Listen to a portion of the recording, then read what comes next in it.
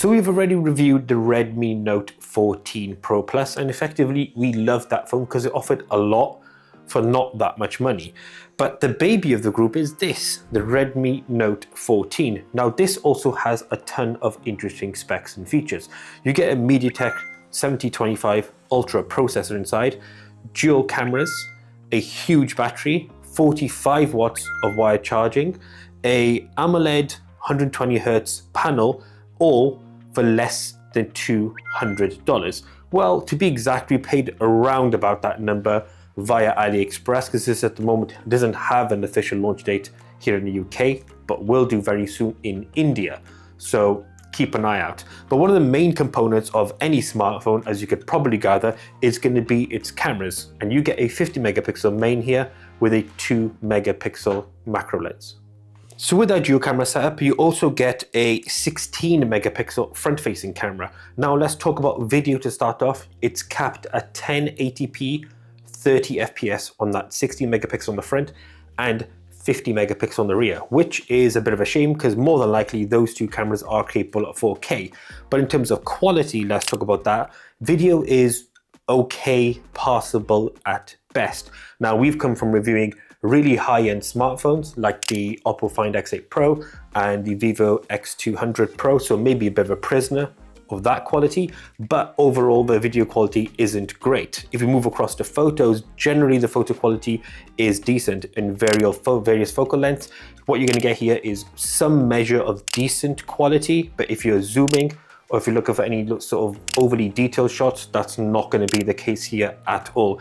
Generally here, you're going to get a phone that's going to be limited in its prowess. When it comes to things like night mode, they actually do a relatively decent job when the light and effects are actually perfect in a scenario, as we've shown here with some lamps.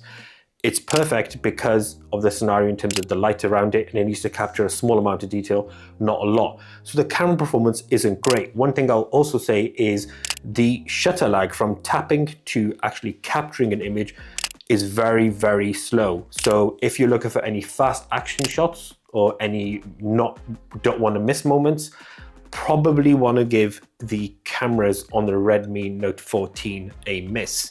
Now, the other component that we often talk about a lot is, of course, the design of the Redmi Note 14, and let's touch on that element next. So the design of the Redmi Note 14, this is the 5G spec, I will quickly mention that as well. 6.67 inch front display, OLED, 120Hz. Actually is a pretty nice and vibrant display. Borders, take a lesson Samsung from your sub 200 category, are actually pretty good. They're not overly big. They're relatively similar in terms of how they're stylized. The one on the bottom is slightly larger than the one on the top, which is a bit of a shame. If we move across to the top here, you do actually get an IR blaster and a 3.5mm jack. And at the bottom, you've got your USB-C port, which will actually charge your device at 45 watts. Yes, at a sub $200 smartphone, 45 watts is sick. On the sides here, you've got your power button and your volume up and down keys, which is perfect. On the rear, this particular model gets this kind of cool marbly hazel sort of multicolor effect, which is actually pretty sick. And then let's talk about in a bit more detail about the display itself.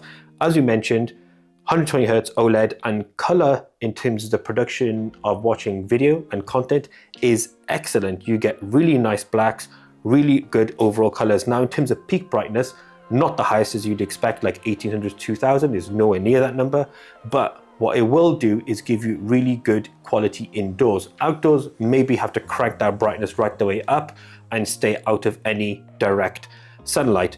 The performance though of that MediaTek Ultra processor, let's talk about that when it comes to things like OS, gaming, and all the other elements. So HyperOS is again present on the Redmi Note 14, and yes, it will get the new updated 2.0 as well when it released. Now we've had a few software updates for stability on the Redmi Note 14 already, which is great, and generally speaking, I would say performance is actually pretty good across the board. So this comes things like scrolling, like watching content, just sort of loading up web pages, browsing the web, all that. The performance of that MediaTek 7025 Ultra processor has been really, really good. This is the 8GB 256 variant, as well, just to let you know. So it runs very, very well, which is excellent. Some of the AI features, because this is a Chinese ROM version, do not work. Things like Gemini does not actually work on here for some reason, but Google Assistant does work. But then all the Google apps work absolutely fine. So if we move across to HyperOS itself, in terms of things like customization options, you get a huge deal that you can go through and make this phone your own. And again, transitioning between apps, cycling through the OS, checking menus, etc. is very, very, very smooth. And then let's talk gaming. And we've mixed up a little bit here because we're going to show you some Street Fighter of us playing really, really badly. But what I would say is the response time from touch input to actually delivering like moves, etc. is actually really, really good. Very accurate. We're not the best gamers, especially when it comes to fighting controls on fighting games. But overall, the performance of the gaming in terms of that processor with the RAM, the phone, the display, everything actually functions very, very well. And it's probably possible as a sort of semi-casual gaming experience as well.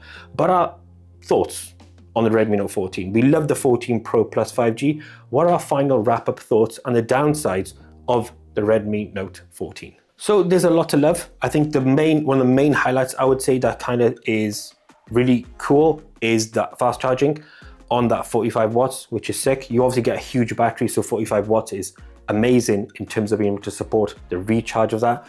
Battery life as a whole, very, very good. Display good, design really good. I would say there's two elements that are a downside. One being the processor, although it can handle quite a lot of what you put at it, when you really push it, it will falter. And the phone does at times can run quite hot as well, which is here nor there, just depends. If you're really pushing the phone, you are going to feel the heat on the back of your hands.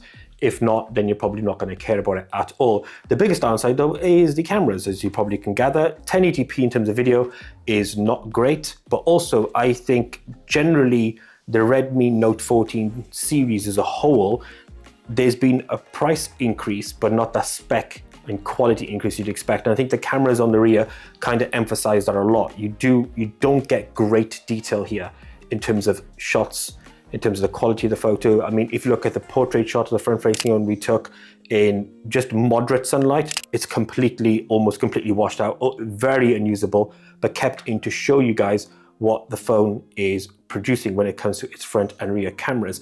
As a whole though, if this phone is something that would be perfect for someone who is looking to just essentially buy a phone, run the OS, very rarely use the camera and mainly use it as a way of communicating, calls, texts, emails, browsing, watching content. For that, it'll be absolutely fine. It even rocks the old OG 3.5mm jack, which is sick, and then it'll recharge really quickly as well, which again is really, really cool. If you're after a budget phone that gives you really good camera performance, I would avoid this and probably get something like the Honor 200 Lite or the CMF Phone 1. Both of those sit roughly around this price point. Both of those would have better camera capabilities and probably I would say both those perform better than the Redmi Note 14. A shame, but that's what you can expect for the phone that costs less than $200. Thank you so much for watching. Until the next one, as always, we out.